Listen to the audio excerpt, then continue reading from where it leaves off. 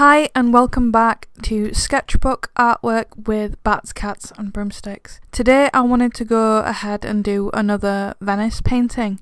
This is of the hotel that we were staying in, but as seen from a bridge across the way.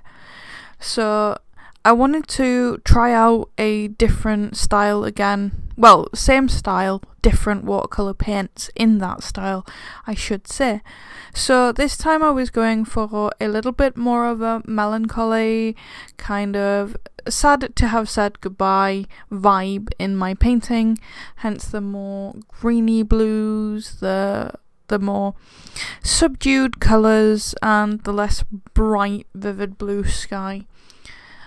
I personally felt like this was a better painting in some senses because the watercolours complemented each other a little bit better and stayed in the painting and not took over quite so much. But I've had some feedback from some people saying that it wasn't quite bright enough for their liking, and maybe that's something that I can consider going forward. Maybe I should try it with a different watercolour again.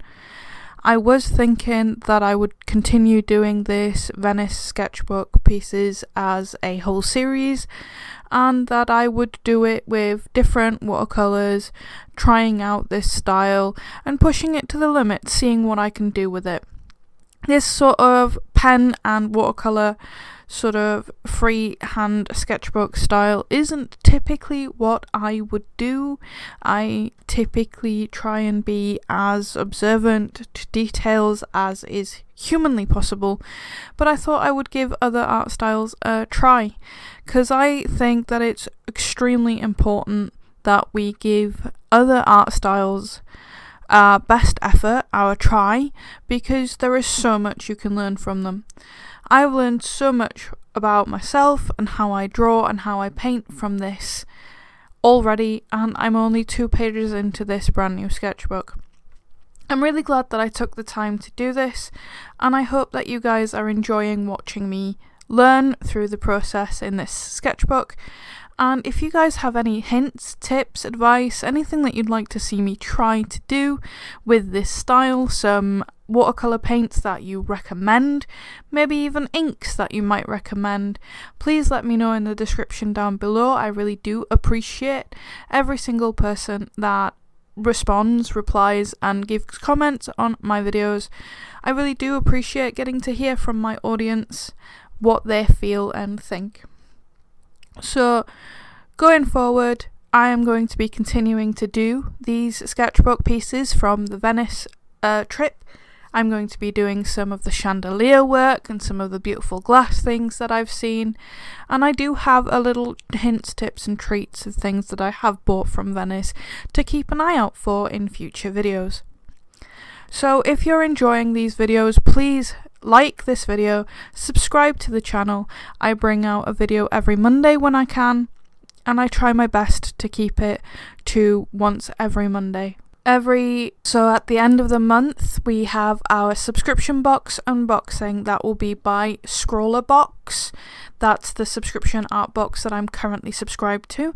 If anybody has a suggestion of any subscription art boxes that they want to see unboxed, and any of the challenges inside or the things inside that they want to see me try and make artwork with, please leave that in comment down below, and I would be absolutely happy to try and make that a video for you guys. I wanted to take this minute here to just mention that the Kuratake watercolour paints that I'm using here were a beautiful gift from a very good friend, and they are absolutely beautiful to use. They are definitely different in texture and style of painting to what you would expect from a typical British art supply like Winsor & Newton or Dowler & Rowney.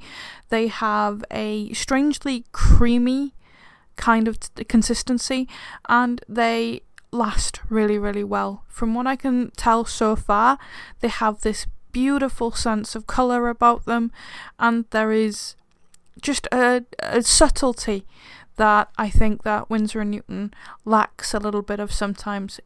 Winsor & Newton is fabulous for extremely bright, vivid, beautiful colours, and I appreciate them for that. That is something that I really enjoy getting out of my Winsor & Newton, is their vivid brightness. They're exceptionally good for wildlife painting, for example.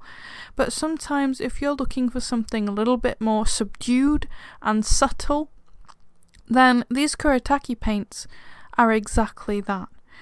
I am extremely happy to have had the privilege of getting to try them, especially such a large set.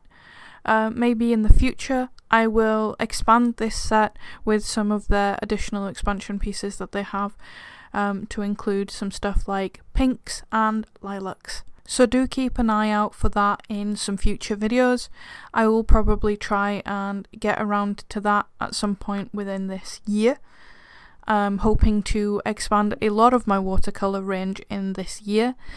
I have been purchasing some online Etsy handmade watercolours by various makers, and that is something that once I've made a large enough haul, I will be also demonstrating, swatching out and talking about that as well. Last of all, I just wanted to mention that these videos are not monetized. I am not being paid by anybody, not by Kuratake or by Moleskin, to try and advertise these things to you.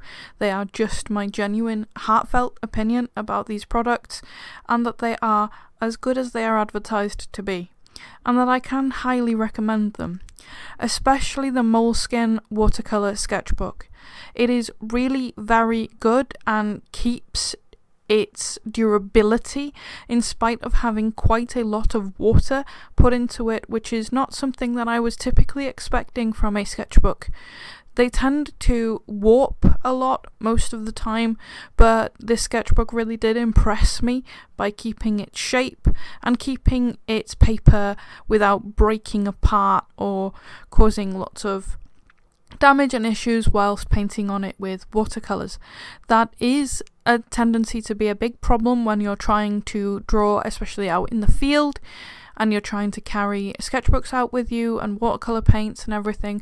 The last thing you want is to worry about your sketchbook breaking apart if you put a little bit too much water on it. So that's just a shout out for Moleskin for their brilliant sketchbooks, and also for the Kuratake paints and their genuinely amazing quality and colour as well. So that's it for today's video. I hope that you guys enjoyed watching, and until next time.